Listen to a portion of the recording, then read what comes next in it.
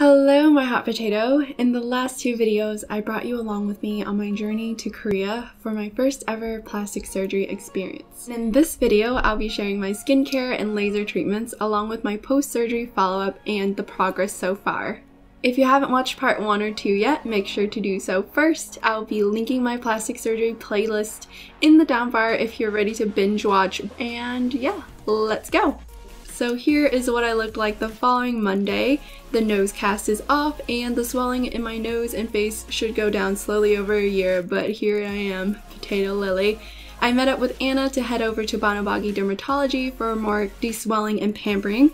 The face massage was amazing and I took another nap, of course, just call me nap queen. My favorite part, which is on the bottom screen, was when she was spreading this cold face mask on and oh my gosh, it felt so nice. Then Anna and I met up with Dr. Kim once again to ask him any last minute questions before we get into the laser treatments. I had another amazing facial massage before the numbing cream was applied to my entire face for the laser treatment prep. I was super hot. Imagine this in a dark room at the corner. The numbing cream finally took effect, so Dr. Kim was ready to get started. The V-beam laser was first, and this is commonly for issues like rosacea, pigmented and vascular lesions, scars, and stretch marks. He also used the Sellas laser in ITPL for whitening and Sylfirm laser toning and CO2 treatment for pigmentation. I was super excited for the Aqua glossy PRP injections for glowy, healthy skin, and the laser treatments weren't bad at all. Some felt like little pinpricks, but nothing too bad.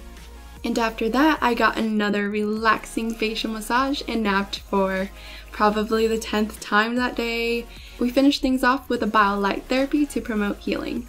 So as I'm speaking to you, I am actually almost 4 months post-op. So after that, I went to meet up with Dr. O to review my x-rays. Dr. O did tell me that the swelling would go down day by day over a span of a year, and even right now, as I'm talking to you, I'm actually quite swollen. I still feel like this whole area of my face is like quite swollen, like I poke it and yeah, it's swollen. Yeah, I was just really amazed with how the results turned out and the balance of my face.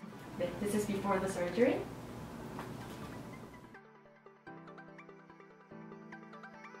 In my after x-rays, I had my mouth partially open still, so it looks like the size didn't change much, but there was definitely a change in the overall like size and symmetry and everything. So as of now, I am recording this on May 5th, and so I am almost to my 5 months post-op. I'm still quite swollen. Day by day, the incisions are fading away. I don't have any numbness in my face, and I haven't had any revisional surgeries after that. And just a very important thing to consider if you're going into surgeries like this is that even though you change your bone structure, you also have to account for the amount of fat that you have in your face or how big your mouth muscles are.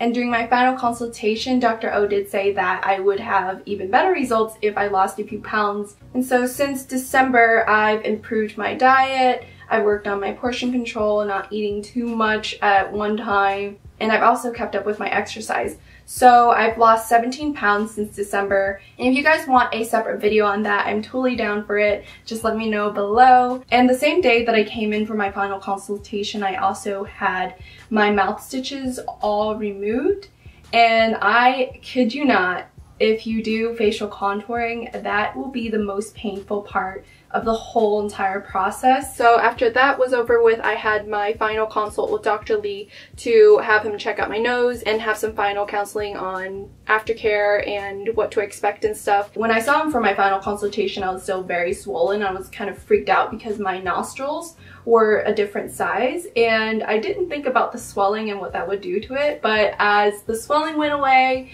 the nostrils are now the same size. So you really have to just wait until the swelling is completely over to assess how your nose is, and so that's going to take a whole year. And by the 1 month mark, my swelling actually went down considerably. So basically, it's going to take a complete year for nose, facial contouring, all that to completely de-swell. So I'm still healing and I'm still quite swollen. And a lot of people will say this after a nose job, is that the nose feels very stiff. And the nose tip now feels quite hard still. and pretty stiff, and I still am not used to it, I guess. Okay, so today is May 21st, and I am almost 6 months post-op. Not exactly 6 months, but nothing crazy to note, just wanted to check in. And yeah, I feel like I'm definitely a lot more comfortable as the months progress, I guess, with my mouth expression being, you know, as extreme as it used to be. He didn't cut the sides of my nose or anything, he just raised my bridge by a lot. Like, I have a bridge now, and I absolutely adore my profile. That is probably why I had a lot of questions about whether or not I did anything with my eyes or if I did eyelid surgery, and no, I didn't do any eyelid surgery or anything. I think when you raise your nose bridge, your eyes will be pulled in like this, so my eyes might appear bigger. Also gotta give it up to my sister Talia, who does my eyelash extensions. Nowadays I don't do too much with my eyes. I don't wear a crap ton of eyeliner or falsies anymore, and so if you think about it, if you don't line your eyes, you're going to have a lot more lid space, and so it'll appear like your eyelids are bigger. But I swear to you guys, I did not do anything with my eyelids. I loved them the way they were. And on top of that, a lot of people also wondered if I did a boob job ever, or like during my Korea trip, or no, I've never had a boob job. Everything that I've ever done was showcased in this plastic surgery journey. And right now I feel like I'm not as expressive when I talk, because like right down here, this area, it still feels very tight. He did some cartilage work down here to shape my nose. My mouth is just not used to the tightness, and I don't want to stretch it too much. So after that consultation, I was really excited, really pumped, and then we did the lip filler. The stitch removal process for the V-line was definitely a step down from lip fillers, and Dr. Lee and I both discussed that we wanted it to be very natural, and I just wanted to try it out. So we only did a 1 ml syringe. He injected a little bit down here too, and primarily up here, and that gave a lot of balance to my face. But guys, that was probably the most painful part of the process. We only put a numbing cream on, and oh my gosh, it still hurts so much. Tears were streaming down my face. It was more painful than the time that I went ice sledding, and then I fell off the sled halfway down a hill and I slid the rest of the way on my face. It was that much more painful than that. So yeah, after all that, I was done for the day, and I just met up with my friend Lily, who I met in Korea, and I met up with my other friends that lived in Korea, and we just hung out. So make sure you check out those vlogs. I am slowly but surely going to upload those. And then the following morning, Doc Finder Korea sent over a driver who picked us up and dropped us off at the airport, and I was, you know, headed home. I miss Korea so much. So yeah, that is it. I am thinking of doing a Q&A. So comment below with any questions that you had. I'm going to try to answer as many questions as I can.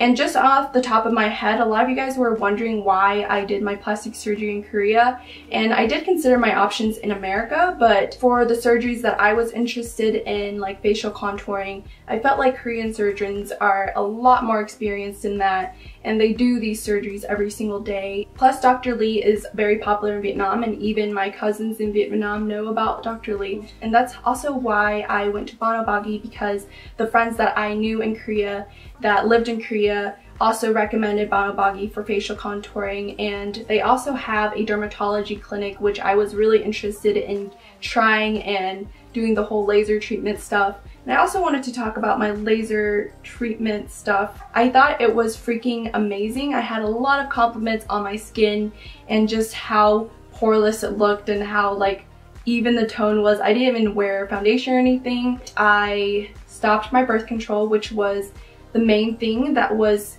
keeping my acne in check, and I didn't pick that up after that.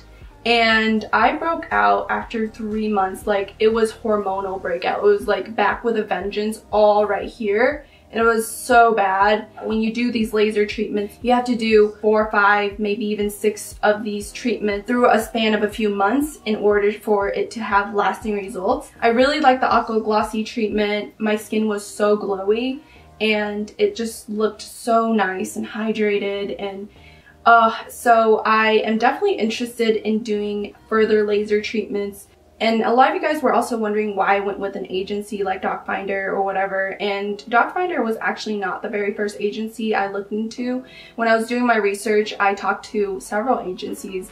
And DocFinder was actually the only and first one that really helped me with this whole research process and answered a ton of my questions. And I just felt super comfortable with DocFinder.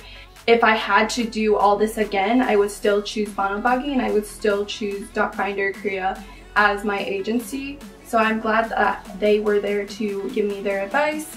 And even now, months after my surgery, if I ever have a question, I would just shoot a little message on WhatsApp to Anna. So there's that follow-up communication, which I find is really important. I know some of you guys were also asking about like pricing and stuff. A lot of the times you're going to need to send in your pictures and they can give you a price quote or anything. Just any plastic surgery clinic will be able to give you a price quote. So yeah, that is it. I'm super excited for you guys to see my upcoming videos. I have a lot of cool, interesting stuff coming out, especially now that I am done with school. And I will see you guys next time. Bye!